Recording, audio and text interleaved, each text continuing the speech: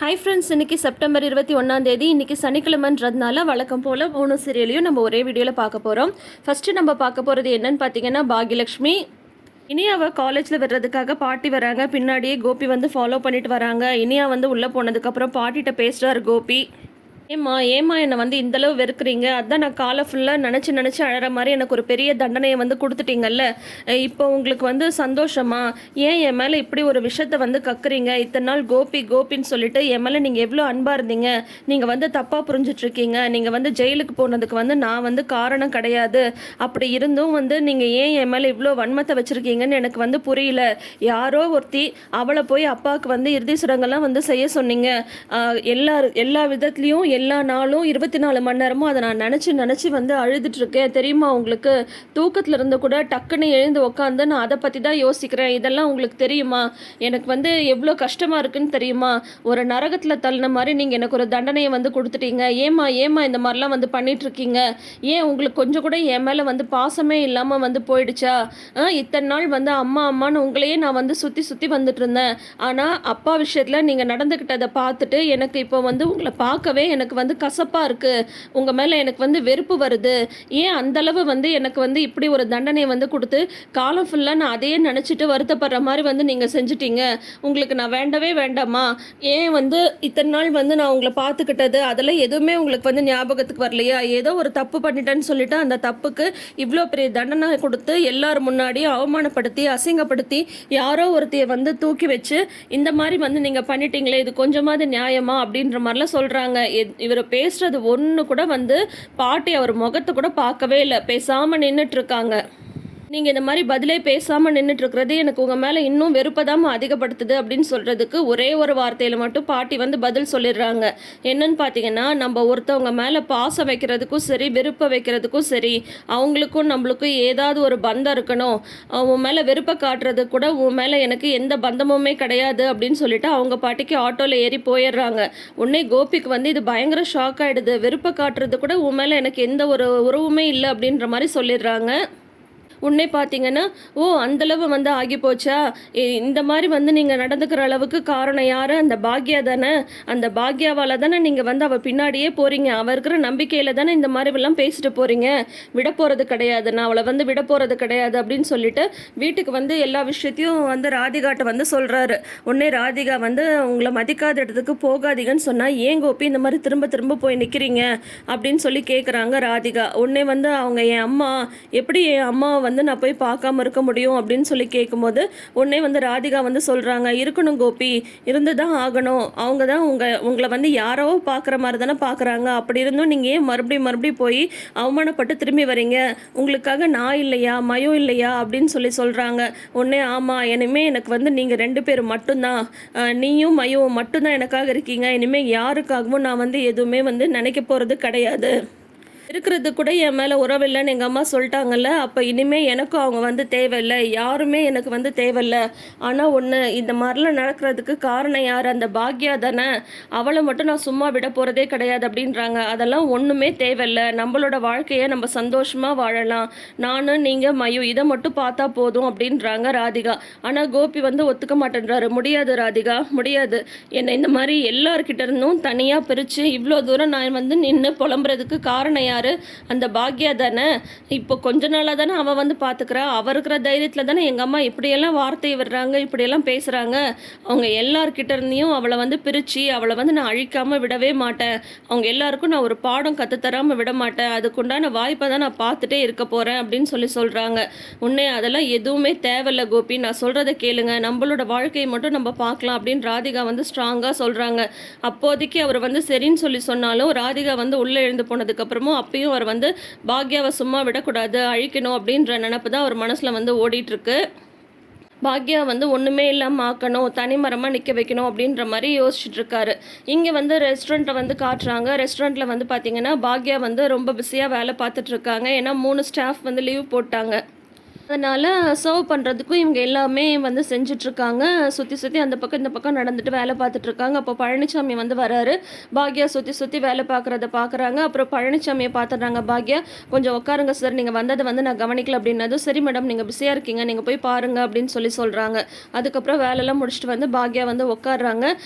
வந்து பாக்யா வந்து சொல்கிறாங்க, "இந்த மாதிரி 3 பேர் இன்றைக்கி லீவ் போட்டாங்க சார், அதனால தான்" அப்படின்னு சொல்கிறாங்க. உடனே செல்வி காஃபி கொண்டு வந்து கொடுத்துட்டு, ரொம்ப தாராளமாக லீவ் கேட்கும் போதெல்லாம் கொடுத்தா அப்புறம் இப்படி தான் சார், இவங்களும் சேர்த்து தான் வேலை பார்க்குற மாதிரி வரும்ண்ணே அப்படின்ற மாதிரி செல்வி வந்து சொல்கிறாங்க. உடனே வந்து பழனிசாமி வந்து சொல்கிறாங்க, "மேடம், நான் ஒரு விஷயம் சொல்கிறேன், நீங்கள் வந்து அதை வந்து புரிஞ்சுக்கோங்க" அப்படின்னு சொன்னதும், "சொல்லுங்க" அப்படின்றாங்க. "இல்லை, நானும் இப்படி தான் ஒரு கட்டத்துக்கு முன்னேறி வர வரைக்கும் எல்லா வேலையும் இழுத்து போட்டு வந்து செஞ்சிட்ருப்பேன். ஆனால் இப்போ நம்ம ஒரு கட்டத்துக்கு வந்ததுக்கப்புறம் நம்ம வந்து அடுத்தவங்கள தான் வேலை வாங்கணும். நம்மளே இறங்கி அந்த வேலையை வந்து செஞ்சுட்டு இருந்தா வேற எதையுமே நம்மளால யோசிக்க முடியாமல் போயிடும். நீங்கள் வந்து மேனேஜ்மெண்ட் பண்ணுறது மட்டும்தான் நீங்கள் வந்து பார்க்கணும். எல்லாத்துக்கும் வந்து ஆள் வச்சுக்கோங்க" அப்படின்னு சொல்கிறாங்க. உடனே வந்து பாக்யா சொல்கிறாங்க, "எது எப்படி இருந்தாலும் சமையல் வேலையை வந்து நான் தானே சார் பார்த்தாகணும். நான் சொல்லி தானே அவங்க வந்து சமைக்கிறாங்க. அப்படிங்கும்போது அதை தான் இப்போ நான் சொல்ல வரேன். நீங்கள் ஒரு நல்ல செஃப்பாக பார்த்து முதல்ல வேலைக்கு சேர்த்துக்கோங்க" அப்படின்னு சொல்கிறாங்க. "இதை தானே நானும் சொல்கிறேன்" அப்படின்றாங்க. "இல்லை சார், இப்போ வேற ஒருத்தவங்களை வந்து செஃப்பாக நான் வந்து வேலைக்கு சேர்த்தா டேஸ்ட் முதற்கொண்டு எல்லாமே மாறாதா? என்னோட கைப்பக்கம் அவங்களுக்கு வருமா?" அப்படின்னு கேட்குறாங்க. "அது எல்லாமே நீங்கள் பக்கத்தில் இருந்து சொல்லி கொடுத்துடுங்க. இது எனக்கு வந்து இந்தந்த மாதிரி தான் வேணும், இப்படியெல்லாம் தான் டேஸ்ட் இருக்கணும்" அப்படின்னு சொல்லிட்டீங்கன்னா, நீங்கள் மேனேஜ் பண்ணுறது மட்டும் நீங்கள் வந்து மேனேஜ் பண்ணுங்கள். அதை விட்டுட்டு நீங்களே சமைக்கிறது, நீங்களே வந்து சர்வ் பண்ணுறதெல்லாம் செட் ஆகாது அப்படின்ற மாதிரி பழனிசாமி வந்து சொல்கிறாங்க. அதுக்கப்புறம் பாக்யா வந்து யோசிச்சுட்டு, "சரி சார், நான் வந்து ஒரு நல்ல செஃப் கிடைக்கிறாங்களான்னு பார்க்குறேன்" அப்படின்னு சொல்லிட்டு பாக்யா வந்து ஒத்துக்கிறாங்க. இப்போ பார்த்தீங்கன்னா பழனிசாமி, "சரி, நானும் தெரிஞ்சவங்க இருக்காங்களான்னு பார்க்குறேன்" அப்படின்ற மாதிரி சொல்கிறாங்க. இதில் என்ன ட்விஸ்ட் வரப்போகுதுன்னு பார்த்தீங்கன்னா, இத்தனை நாள் வந்து full and full Bhagya and team மட்டும்தான் வந்து ரெஸ்டாரண்ட்டை வந்து பார்த்துக்கிட்டாங்க இல்லையா? இப்போ புதுசாக வெளியிலேருந்து ஒரு செஃப் வராங்க அப்படின்ற பட்சத்தில் கண்டிப்பாக கோபி வந்து அவங்கள வந்து விலைக்கு வாங்கி அவங்க மூலியமாக டேஸ்ட்டை கெடுத்து சமையலை கெடுத்து பாக்யாவோட ரெஸ்டாரண்ட்டுக்கு கெட்ட பேர் வரதுக்கு வாய்ப்பு இருக்குது. ஏன்னா அந்த மாதிரி ஒரு அவங்களோட ரெஸ்டாரண்ட்டை மூட வைக்கணும் அப்படின்றதுல தான் அவருமே வந்து குறியாக இருக்கார். இந்த நேரத்தில் பார்த்தீங்கன்னா, இப்போது வந்து பழனிசாமி சொன்னாங்கன்னு சொல்லிட்டு பாக்யாவுமே வெளியிலேருந்து ஒரு செஃப்பை உள்ளே கொண்டு வரலான்னு சொல்லி டிசைட் பண்ணியிருக்காங்க. இது எந்த விதத்தில் சரியாக இருக்கும்னு தெரியல. வெயிட் பண்ணி பார்க்கலாம். பாக்யா எடுத்த இந்த முடிவு கரெக்டான்றதை நம்ம வெயிட் பண்ணி பார்த்து தான் தெரிஞ்சுக்கணும். கண்டிப்பாக புதுசாக வரப்போகிற அந்த செஃப்னால ஏதாவது ஒரு பிரச்சனை இருக்கும். இப்போ அடுத்தது வந்து இங்கே எழில் வீட்டை வந்து காட்டுறாங்க. எழில் வந்து ஸ்கிரிப்ட் எழுதிட்டுருக்காரு. அதுக்கப்புறம் அமிர்தா வந்து அவங்களுக்கு ஹெல்ப்ஃபுல்லாக காஃபியெல்லாம் போட்டு தராங்க. உடனே கிச்சனில் வந்து கொஞ்ச நேரம் அமிர்தா கூட டைம் ஸ்பெண்ட் பண்ணலான்னு எழில் நினச்சாலுமே அமிர்தா வந்து முதல்ல டியூட்டி தான் ஃபஸ்ட்டு, நீங்கள் போய் அங்கே வந்து வேலையை பாருங்கள் அப்படின்றாங்க. வேர்க்க விறுவிறுக்க அமிர்தா சமைச்சிட்ருக்கிறத பார்த்துட்டு எழில் வந்து சொல்கிறாங்க, "கொஞ்ச நாளில் நம்ம வேறு வீட்டுக்கு கூட போயிடலாம்" அப்படின்றாங்க. "அதெல்லாம் ஒன்றும் தேவையில்லை, இந்த வீடே நல்லா தான் இருக்குது, நீங்கள் இதை பற்றியெல்லாம் யோசிச்சுட்டு இருக்காமல் நீங்கள் போய் ஸ்கிரிப்டை வந்து பாருங்கள்" அப்படின்னு சொல்லிட்டு அமிர்தா வந்து எழில் அனுப்பிச்சி வச்சிடுறாங்க. அடுத்தது இனியாவோட காலேஜை வந்து காட்டுறாங்க. இனியா வந்து ஃப்ரெண்ட்ஸ் கூட உட்காந்து சாப்பிட்டுட்டு இருக்காங்க. அப்போ வந்து ஒரு ஃப்ரெண்டு அவசர அவசரமாக ஓடி வராங்க. எல்லாருமே ஆஃபீஸ் ரூம் முன்னாடி இருக்காங்க. "நீங்கள் என்ன இங்கே பண்ணிட்டு இருக்கீங்க?" அப்படின்னதும், "அப்படி என்ன நடக்க போகுது?" அப்படின்னு சொல்லும்போது, "இந்த மாதிரி வந்து டான்ஸ் ஷோ ஒன்று வந்து நடக்க போகுது, அதுக்கு வந்து ஆடிஷனுக்கு வந்து எல்லாரும் நேம் வந்து கொடுத்துட்ருக்காங்க" அப்படின்னு சொல்கிறாங்க. "நீங்கள் வந்து கலந்துக்கலையா?" அப்படின்றாங்க. "அதெல்லாம் ஒன்றும் வேணாம்ப்பா" அப்படின்னு சொல்லிட்டு இனியா வந்து சொல்கிறாங்க. அப்போ மற்ற ஃப்ரெண்ட்ஸ் வந்து சொல்கிறாங்க, "இல்லை, நம்ம வந்து இந்த மாதிரி பப்புக்கு போனதுனால பிரச்சனை ஆயிடுச்சு, நம்ம பேரே ரொம்ப ரிப்பேர் ஆயிடுச்சு, நம்மளை வந்து ஸ்டாஃப் எல்லாம் கூட கொஞ்சம் ஒதுக்கி தான் வைக்கிறாங்க. இப்போ நம்ம இந்த ஷோவில் வந்து கலந்துக்கிட்டோன்னா கண்டிப்பாக வந்து பிரின்ஸிபலுக்கும் நம்ம மேலே இருக்கிற அந்த ஒரு நல்ல ஒரு பேட் தாட்ஸ் எல்லாம் போயிட்டு ஒரு நல்ல பேர் எடுக்க வாய்ப்பு இருக்குது, அதனால நாங்களாம் போய் பேர் தரப்போகிறோம்ப்பா" அப்படின்னு சொல்லிட்டு மற்ற ஃப்ரெண்ட்ஸ் வந்து போகிறாங்க. உன்னை இனியா வந்து யோசிக்கிறாங்க, தாத்தா சொன்னதை நீ ஏதாவது ஒரு பெரிய விஷயமா சாதிச்சு எல்லாருக்கும் நல்ல பேர் வாங்கி தரணும் அப்படின்னு சொல்லிட்டு தாத்தா எழுதியிருந்தார் இல்லையா, ஒருவேளை அது வந்து இந்த வாய்ப்பை தான் தாத்தா வந்து சொல்லியிருப்பாரோ, ஏன் இந்த வாய்ப்பை வந்து நான் யூஸ் பண்ணிக்க கூடாது அப்படின்னு சொல்லிட்டு இனியா வந்து யோசிக்கிறாங்க. டான்ஸ் காம்படிஷனில் கலந்துக்கலாம் அப்படின்னு சொல்லிட்டு முடிவெடுக்கிறாங்க. அதோட இன்னைக்கு எபிசோடை வந்து முடிச்சிருக்காங்க. ஸோ இனி அடுத்த வாரம் வந்து பார்த்திங்கன்னா பாக்யாவோட ரெஸ்டாரண்ட்க்கு புது செஃப் வந்து வரப்போகிறாங்க. அவங்க மூலிமா கோபி ஏதாவது பிரச்சனை கொடுக்க போகிறாரான்றதெல்லாம் நம்ம வெயிட் பண்ணி பார்த்து தெரிஞ்சுக்கலாம். அடுத்தது நம்ம பார்க்க போகிறது என்னன்னு பார்த்தீங்கன்னா சிறகடிக்க ஆசை. சிறகடி காசையில் வந்து பார்த்திங்கன்னா முத்து வந்து இப்போது மீனாவோட வந்து பூ கொடுக்குறதுக்கு ஹெல்ப் பண்ணிகிட்ருக்காங்க. முத்து வந்து வண்டி ஓட்டிகிட்டு வராங்க, மீனா வந்து பின்னாடி உட்காந்துட்ருக்காங்க. அப்போ மீனா சொல்கிறாங்க, இன்றைக்கி நீங்கள் கூட வந்ததுனால எனக்கு வேலையெல்லாம் சீக்கிரம் முடிஞ்சிடுச்சு அப்படின்னதும், ஆமாம் மீனா இதுவுமே நல்லா தான் இருக்குது அப்படின்னு சொல்கிறாங்க. சரி போகிற வழியில் ஒரு ஹோட்டலில் தாத்தா பாட்டிக்கு சாப்பாடு வாங்கிட்டு போயிடலான்னு சொல்லிட்டு அந்த தாத்தா பாட்டிக்கு டெய்லி கொண்டு போய் சாப்பாடு கொடுக்குறாங்க இல்லையா, அங்கே இவங்க போகிறாங்க. அவங்க வந்து இவங்கள பார்த்துட்டு என்னது இவங்க 2 பேரும் ஒன்றா வராங்க அப்படின்னதும், நீ எப்படிப்பா இந்த பொண்ணு கூட வர அப்படின்னு சொல்லி கேட்கும்போது சொல்கிறாங்க, இவங்க தான் என் புருஷன் அப்படின்றாங்க. அன்றைக்கே ஏன் இதை சொல்லலை அப்படின்றாங்க. இல்லை அன்றைக்கி வந்து நீங்கள் ரொம்ப பாராட்டி பேசிகிட்டு இருந்தீங்களா, அதனால தான் நான் சொல்லலை அப்படின்னு சொல்லிட்டு முத்து சொல்கிறாரு. மீனாவுமே அதான் சொல்கிறாங்க. அதுக்கப்புறம் வந்து நான் வந்து மீனாவை வந்து இன்றைக்கி பார்க்கணுன்னு ரொம்ப காலையிலேருந்து நேரத்துலேருந்து வெயிட் பண்ணிட்டு இருந்தேன். கோயிலுக்கு போயிட்டு வந்த விபூதி அவங்களுக்கு கொடுமா அப்படின்னு சொல்கிறாங்க அவங்க சம்சாரத்துக்கிட்ட. என்ன தாத்தா என்ன விஷயம், ஏதாவது விசேஷமா இன்னைக்கு கோயிலுக்கு போயிருக்கீங்க அப்படின்னது, இல்லைம்மா உனக்காக வேண்டிக்க தான் போனேன் அப்படின்றாங்க. ஏன் என்னாச்சு அப்படின்னதும், இல்லை நேற்று வந்து மீனா என் கனவுல வந்து வந்துச்சு அப்படின்னு சொல்கிறாங்க. என்னது கனவுல வந்துச்சா, என்ன வந்து என்ன சொன்னா அப்படின்னு சொல்லிட்டு முத்து வந்து ஆர்வமாக கேட்குறாரு.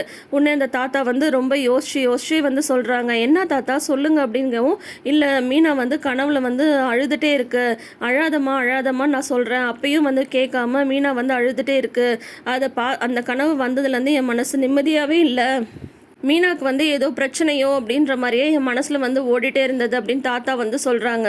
உடனே மீனாவோட முகமே வாடி போயிடுது, ஒரே டல்லாகிடுறாங்க மீனா. என்னடா நேற்று ரோகிணி அந்த மாதிரி சொன்னாங்க, இன்றைக்கி இவங்க இப்படி சொல்கிறாங்களே அப்படின்னு சொல்லிட்டு அதையே யோசிச்சுட்டு இருக்காங்க மீனா.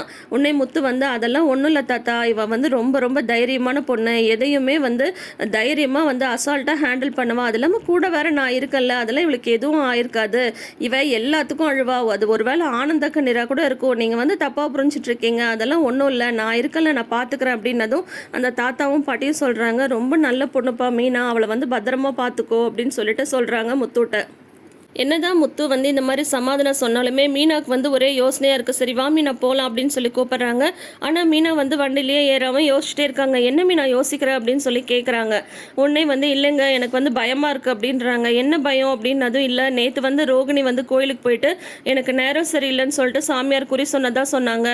இப்போ என்னென்னா தாத்தா வந்து இந்த மாதிரி ஒரு கனவு கண்டிருக்காரு, அதனால எனக்கு எதுவும் நடக்கக்கூடாது நடந்துருமோன்னு சொல்லிட்டு பயமாக இருக்குது அப்படின்றாங்க மீனா. அதெல்லாம் ஒன்றும் இல்லை மீனா, அப்படி உனக்கு ஏதாவது நான் வந்து நடக்க விட்டுருவேனா, நான் தான் வந்து உன் கூடையே இருக்கல்ல, என்னை மீறி உனக்கு என்ன நடந்துடும், ஒன்றும் நடக்காது, நீ வந்து ஒன்றும் பயப்படாத சரியா, தைரியமாக இரு, எதுனாலும் நான் உன் கூட இருக்கேன், நான் வந்து பார்த்துக்கிறேன், அந்த பார்லரம்மா ஏற்கனவே நம்ம மேலே காண்டில் இருக்குது, அதனால் அதை சும்மா ஏதாவது அடிச்சு விட்ருக்கோம், நீ அதுக்கெல்லாம் வந்து யோசிச்சுட்டு பயப்பட்டுட்டு இருக்காத, சரிவா போகலாம் அப்படின்னு சொல்லிட்டு இவங்க 2 பேரும் போகிறாங்க. அதுக்கப்புறம் பார்த்தீங்கன்னா சத்யா வந்து ஒரு டீ கடையில் நின்று டீ குடிச்சிட்டு இருக்காரு. ஃப்ரெண்டு கிட்ட அசைன்மெண்ட் முடிக்கிறது பற்றிலாம் பேசிட்டு இருக்காங்க. அந்த பக்கமாக சிட்டி வந்து காரில் வந்து வராரு. சத்யா நின்றுட்டு இருக்கிறத பார்த்துட்டு, பாருடா முதல்லலாம் என் கூட இருக்கும்போது காசு வந்து அவன்கிட்ட அப்படியே சும்மா விளையாடும், எப்போ பார்த்தாலும் வந்து போய் பீரெல்லாம் குடிச்சிட்டு இருப்பான், இப்போ என்னன்னா டீக்கு வந்து நின்று குடிச்சிட்டு இருக்கான் அப்படின்னு சொல்கிறாங்க. அந்த டீக்கு போய் நீ காசு கொடு அப்படின்றாரு சிட்டி அவங்க ஃப்ரெண்டு கிட்ட. ஏன்னா அவன் தான் உங்களை மதிக்கவே மாட்டேன்றான்ல, நாங்கள் யாராவது பேச போனால் கூட வந்து பேசாதீங்கன்னு ரொம்ப தான் வந்து பண்ணிட்டு இருக்கான், நீ ஏன் போய் காசு கொடுக்க சொல்கிற அப்படின்னது, நீ போடா நான் சொன்ன காரணம் இருக்கும் போ அப்படின்றாங்க. உடனே சத்யா டீ குடிச்சதுக்கு இவங்க காசு கொடுக்க போகிறாங்க. நீ யார் எனக்கு காசு கொடுக்க அப்படின்னது, இல்லை அண்ணன் தான் கொடுக்க சொன்னார் அப்படின்றாங்க. அதுக்கெல்லாம் வேற ஆளை பார்க்க சொல்லு, நான் தான் வந்து அவன்கிட்ட இருந்து விலைக்கு வந்துட்டேன்ல, அப்புறம் என்ன புதுசாக வந்து டீ கொடுக்குறதுக்கெல்லாம் காசு கொடுக்குறது, அவனை பற்றி எனக்கு தெரியாதா, அதுக்கப்புறம் வந்து சொல்லி காட்டுவான், நான் நீ குடிச்ச டீக்கு காசு கொடுத்தேன்னு சொல்லிட்டு இந்த வேலையெல்லாம் வேணாம், நான் பாட்டுக்கு என் வழியில் போயிட்டு இருக்கேன், தேவையில்லாமல் என் வழியில் குறுக்க வர வேணான்னு சொல்லுன்னு சொல்லிட்டு சத்யா வந்து கிளம்பி போயிடுறாங்க. எவ்வளோ திமிரு பார்த்தியானா எப்படி சொல்லிட்டு போகிறான் பாரு அப்படின்னது, என் தயவு இல்லாமல் அவன் எப்படி தான் இருக்கான்னு நானும் பார்க்குறேன்டா அப்படின்னு சொல்லிட்டு சிட்டி வந்து சொல்லிட்டு இருக்காங்க. அந்த நேரம் பார்த்து அதே கடைக்கு வந்து டீ குடிக்கிறதுக்கு முத்துவும் மீனாவும் வராங்க.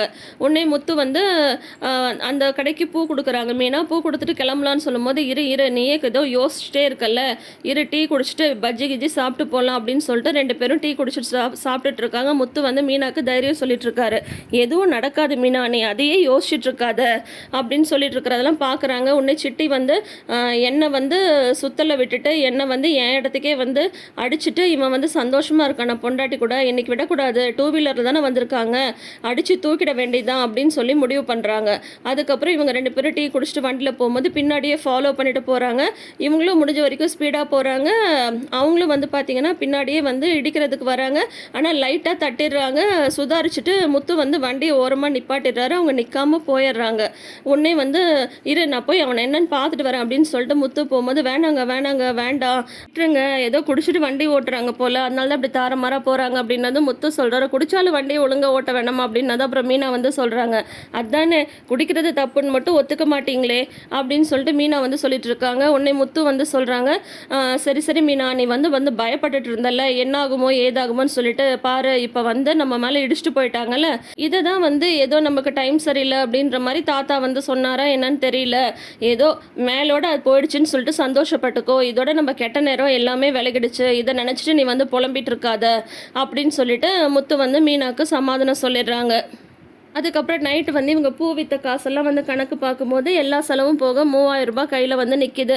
இதை வச்சுட்டு நம்ம வந்து இந்த ஞாயிற்றுக்கிழமை வந்து சினிமாவுக்கு பீச்சுக்கெலாம் போகலாமா அப்படின்னு முத்து வந்து கேட்குறாரு. அதெல்லாம் ஒன்றும் இல்லை, முதல்ல சேமிப்பு தான் முக்கியம், ரூம் கட்டணும்ல அப்படின்னதும் அதுக்காக சேமிப்புன்னு அதையே பார்த்துட்டு இருந்தா மற்றபடி நம்ம எப்போ தான் சந்தோஷமாக இருக்கிறது அப்படின்னு சொல்லி சொல்கிறாங்க முத்து. உடனே அதுக்கு மீனா சொல்கிறாங்க, நம்ம கஷ்டப்பட வேண்டிய நேரத்தில் கஷ்டப்படணும், ஆனால் சந்தோஷமாக இருக்க வேண்டிய நேரத்தில் சந்தோஷமாக இருக்கலாம்.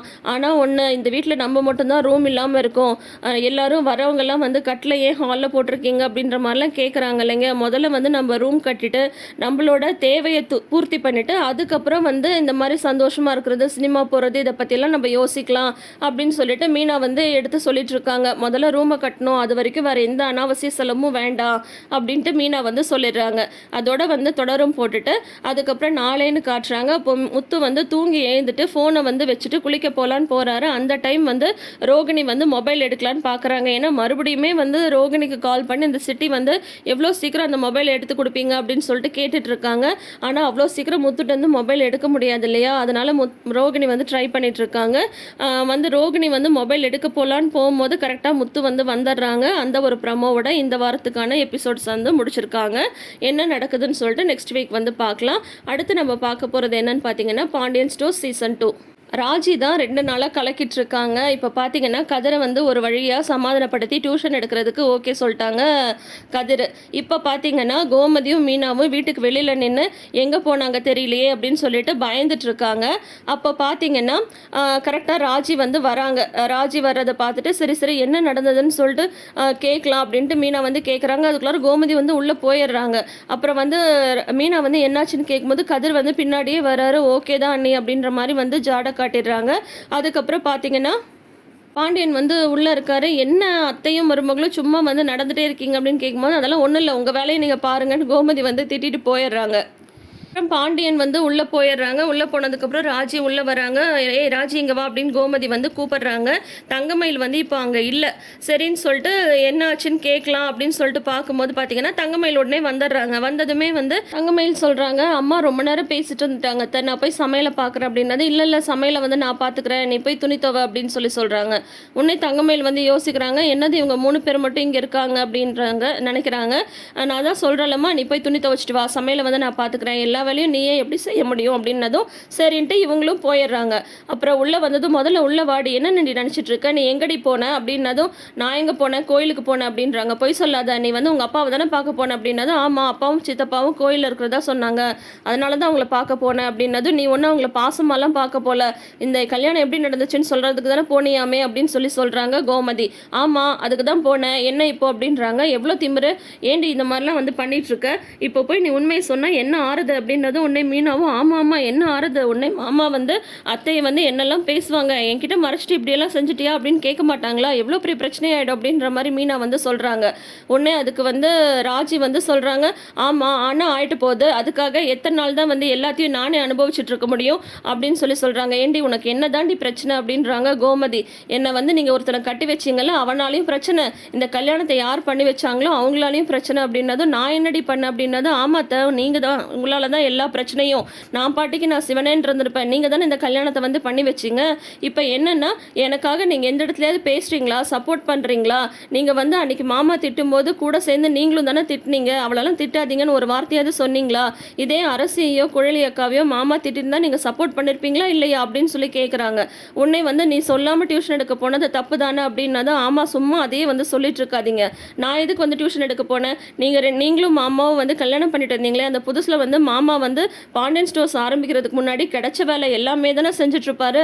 அப்படி சம்பாரிச்சு கொண்டு வந்து காசு உங்கள் கையில் கொடுக்கும்போது நீங்கள் என்ன அதை சந்தோஷமாக வாங்கினீங்களா அப்படின்னு கேட்குறாங்க.